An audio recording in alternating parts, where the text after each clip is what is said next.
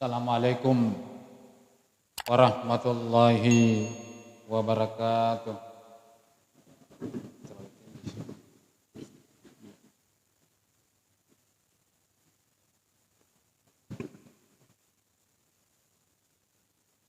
Alhamdulillah, alhamdulillahilladzi ja'ala syahra ramadana syahran mubarakan lil mu'minin. Asyhadu an la ilaha illallah wahdahu la syarika lah wa asyhadu anna Muhammadan abduhu wa rasuluh. Allahumma salli wa sallim ala hadzal nabiyil karim Muhammadin wa ala alihi wa sahbihi ajma'in.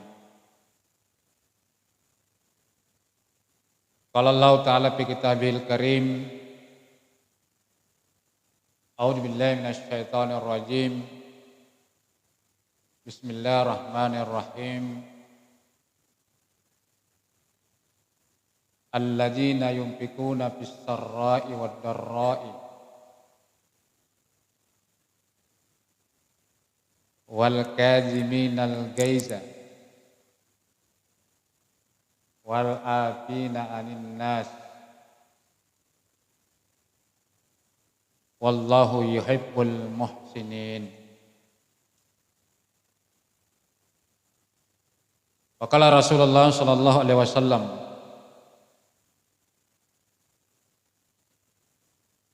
laisa syadidu bisur'ati, innamas syadidu allazi yamliku nafsahu indal ghadab. Amma ba'd.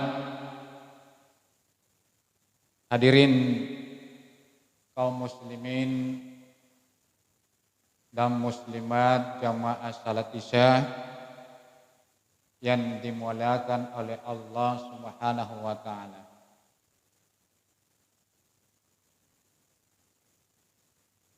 Puji syukur kehadirat Allah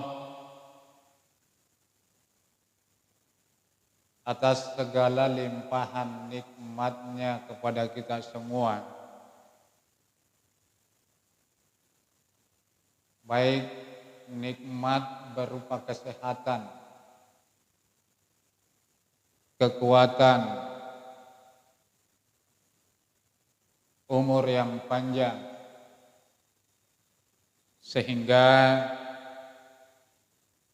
sampai saat ini tidak terasa kita sudah berada pada malam yang ke-9 dari bulan suci Ramadan. Semoga ibadah puasa yang kita lakukan diterima di sisi Allah Subhanahu wa taala. Kemudian salam serta salawat mari kita tetap membiasakan mengucapkan salawat kepada junjungan kita Nabiullah Muhammad sallallahu alaihi wasallam sebagai bukti kecintaan kita kepada baginda Nabiullah Muhammad sallallahu alaihi wasallam. Hadirin kaum muslimin jamaah tarawih yang dimuliakan oleh Allah Subhanahu wa taala.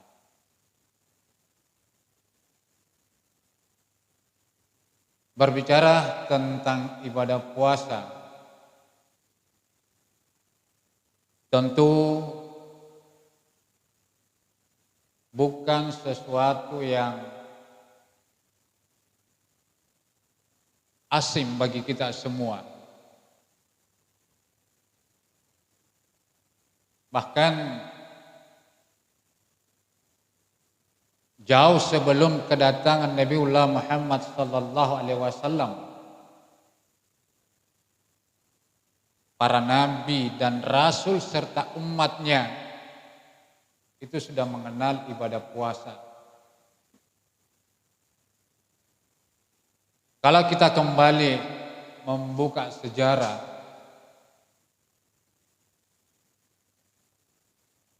Nabi Nuh alaihissalam itu sudah melaksanakan yang namanya ibadah puasa. Kapan Nabi Nuh melaksanakan ibadah puasa? Menurut sejarah, ketika Nabi Nuh berada di atas kapal yang ia buat pada saat terjadi banjir bandang.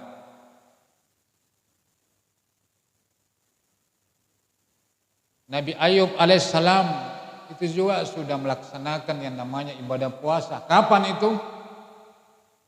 Pada saat Nabi Ayub sembuh dari penyakit yang dideritanya, yang menyiksa beliau sampai-sampai istrinya meninggalkannya karena tidak tahan dengan penyakit yang ia derita. Setelah sembuh dari penyakit, Nabi Nuh melaksanakan ibadah puasa.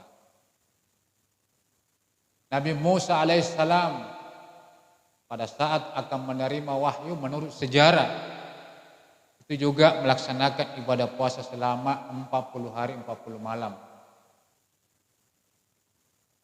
Nabi Yunus pada saat keluar dari perut ikan itu juga sudah melaksanakan ibadah puasa.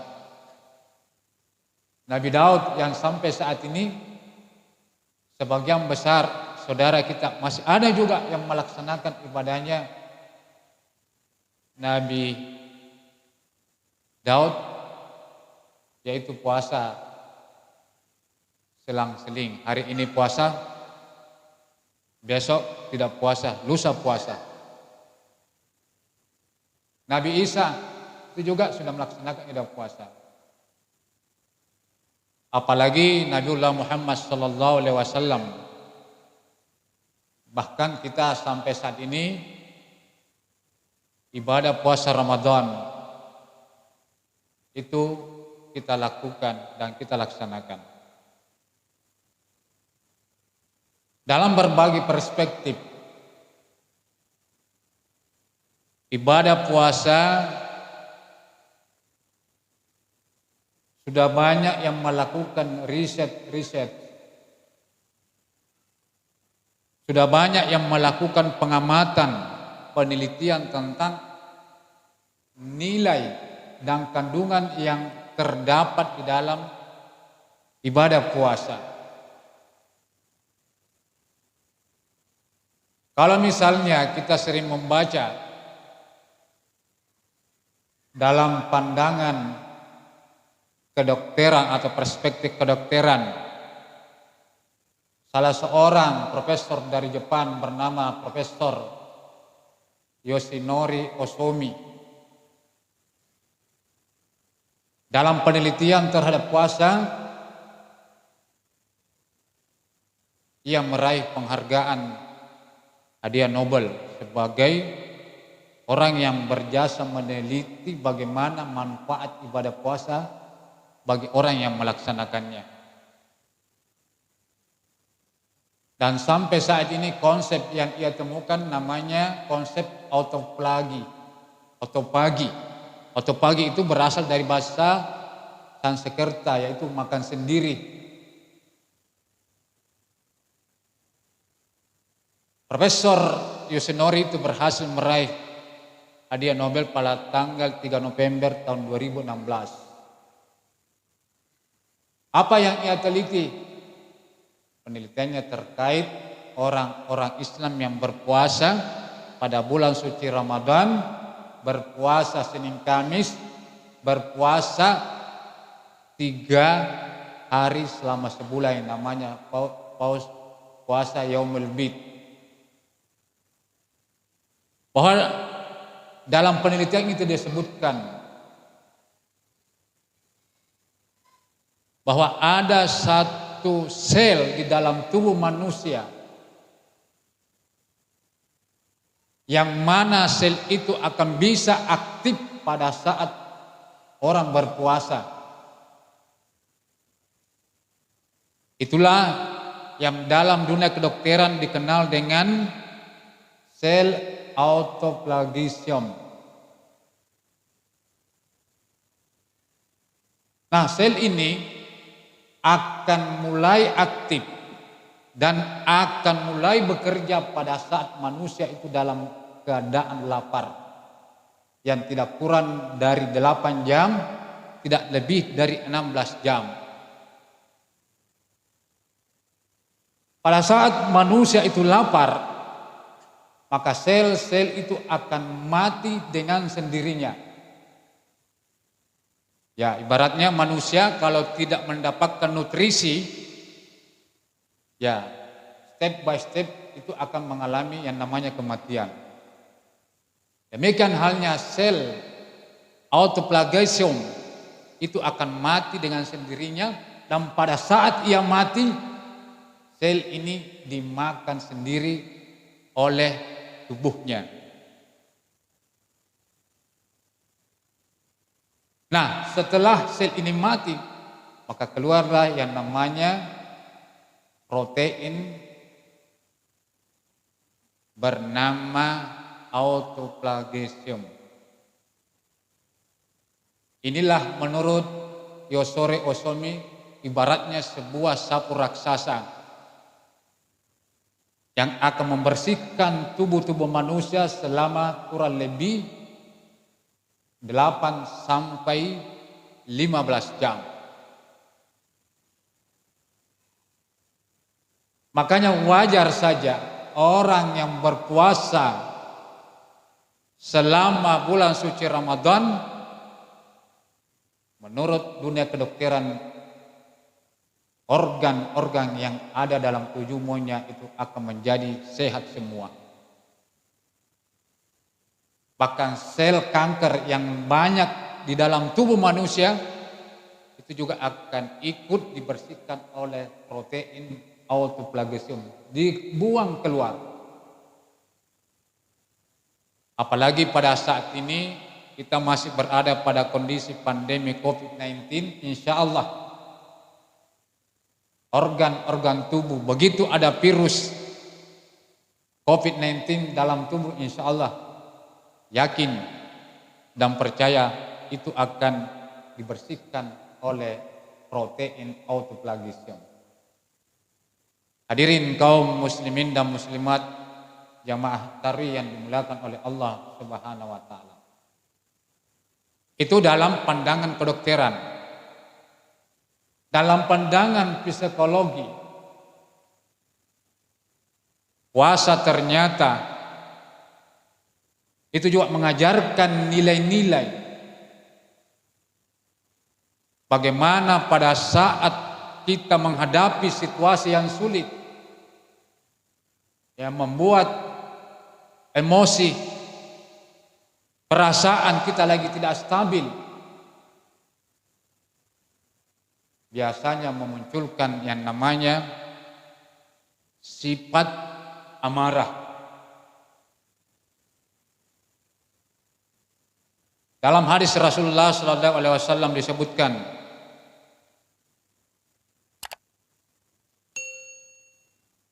ini mru'un qatalahu wa syabbahu faqul inni shaimun. Pada saat ada orang yang mengajak kita berdebat yang endingnya kita bisa beradu fisik, maka Rasulullah mengajarkan, katakan inni shaimun. Katakan kepada orang yang mengajak beradu fisik, saya ini lagi puasa. Di hadis lain disebutkan, man sabbaka aw yajhalu alaika fatakul inni shaimun. Manakala ada orang yang memaki kamu, ada yang membuat kamu terpancing untuk berkata kotor, fal takul inni shaimun. Katakan kepada orang itu, saya sementara berpuasa. Bahwa dari ternyata riset-riset yang dilakukan oleh ahli psikologi bahwa dengan orang berpuasa dengan menahan yang namanya emosi, menahan yang namanya amarah, maka selain ibadah puasa kita pahalanya diterima oleh Allah Subhanahu wa taala. Dalam sudut pandangan psikologi, orang yang mampu menahan amarahnya sesungguhnya orang itu mampu mengendalikan tekanan darah yang ada di dalam tubuhnya.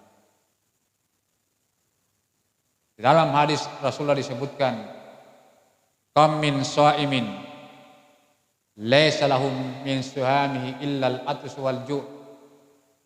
Betapa banyak orang yang berpuasa tetapi orang itu tidak mendapatkan pahala dari ibadah puasa yang ia lakukan kecuali lapar dan dahaga. Logikanya, ketika ada orang yang mengajak kita beradu fisik lalu kita menyatakan kepada mereka inni shaimun, insyaallah ibadah puasa yang kita lakukan pahalanya akan kita dapatkan. Tetapi sebaliknya, kalau tantangan itu kita layani, kita ladeni orang yang memancing kita untuk beradu fisik, selain secara psikologis terjadi pengaruh di dalam organ tubuh, pahala ibadah puasa itu juga kita tidak dapatkan. Itulah sebabnya hadis Rasulullah disebutkan, laisa syadidu minas sur'ati, innamas syadidu allazi yamliku nafsahu indal ghadab. Bukanlah dikatakan orang yang hebat itu orang yang tiap dalam pertandingan selalu menang. Innamas syadidu, tetapi orang yang dipandang hebat oleh Rasulullah, allazi yamliku nafsahu indal ghadabi. Tetapi orang yang hebat kata Rasulullah adalah orang yang mampu menahan amarahnya, yang mampu menahan nafsunya pada saat ia berada dalam kondisi yang tidak stabil atau dalam kondisi ia sedang marah. Bahkan di dalam hadis lain juga disebutkan, la taghdab wa alaikal jannah. Jangan engkau marah manakala ada orang yang berusaha memberikan tantangan kepada kita untuk beradu fisik. Walakal jannah. Tetapi tidak meladeni mereka. Kita tidak marah, emosi kita tidak terpancing. Wa alaikal jannah. Maka bagimu kata Rasulullah adalah surga Jannatun Naim. Begitu hebatnya konsep puasa ini. Sehingga para ahli psikologi dalam penelitiannya memberikan kesimpulan bahwa orang yang secara psikologis mampu menahan amarahnya, maka secara medis, terkait lagi dengan medis, orang itu akan memiliki jantung yang stabil. Ternyata setelah saya membaca berbagai referensi terkait psikologi, bahwa sinetron-sinetron yang biasa kita lihat, yang pada saat terjadi perdebatan yang memancing amarah seseorang, lalu kemudian orang itu memegang dadanya, lalu jatuh dan pingsan bahkan meninggal dunia, itu adalah dampak dari amarah yang berlebihan, yang dalam penelitian ahli psikologi orang itu dikena serangan jantung. Begitu hebatnya konsep puasa yang dibawa oleh Islam. Selain menormalkan jantung kita, juga menormalkan tensi. Sebab pada saat orang marah, maka aliran darah yang terdapat di dalam pembuluh darahnya itu melebihi dari kapasitas. Sehingga orang yang tidak mampu mengendalikan amarahnya, maka biasa pembuluh darah di otak itu pecah dan dikenallah dengan serangan stroke. Hadirin kaum muslimin dan muslimat jamaah tarawih yang dimuliakan oleh Allah Subhanahu wa taala. Oleh sebab itu, nilai-nilai ibadah puasa terutama dalam mengekang amarah kita sesungguhnya itu memberikan dampak baik secara psikologis maupun dampak secara sosiologis. Orang yang tidak mampu menahan amarahnya, maka sesungguhnya itu langkah awal untuk melakukan tindakan-tindakan kriminal. Betapa banyak orang karena tidak mampu menahan amarahnya, maka terjadilah perkelahian yang berujung pada pembunuhan. Dan itu kita bisa saksikan dalam kehidupan kita sehari-hari. Oleh sebab itu, nilai-nilai ibadah puasa yang kita lakukan selama bulan suci Ramadan, lalu kita implementasikan dalam kehidupan sehari-hari, insya Allah baik dari sudut pandang kedokteran, dalam sudut pandang psikologi, dalam sudut pandang sosiologis, semuanya memberikan dampak yang begitu apik dan begitu indah di dalam ibadah puasa yang kita lakukan saat ini. Oleh sebab itu, selain nilai-nilai sosiologis, psikologis, dan medis, bahwa ternyata orang yang mampu menahan amarahnya, di dalam surah Ali Imran ayat 134, orang tersebut adalah ciri-ciri penghuni surga. Walladzina yunfikuna fis sarra'i wad dharra, dan orang yang melakukan infak, orang yang berimpak pada saat dalam kesempitan dan pada saat dalam kesenangan. Wal afina anin nas, dan orang itu mampu menahan amarahnya. Wallahu yuhibbul muhsinin, bahwa di antara ciri-ciri penghuni surga menurut Allah Subhanahu wa taala, selain orang itu adalah memiliki kebiasaan berimpak pada waktu lapang dan pada waktu sempit, dia juga mampu menahan amarahnya serta memberikan manfaat atau memberikan maaf kepada orang tersebut. Wallahu yuhibbul muhsinin, orang itu adalah termasuk orang yang dicintai oleh Allah Subhanahu wa taala.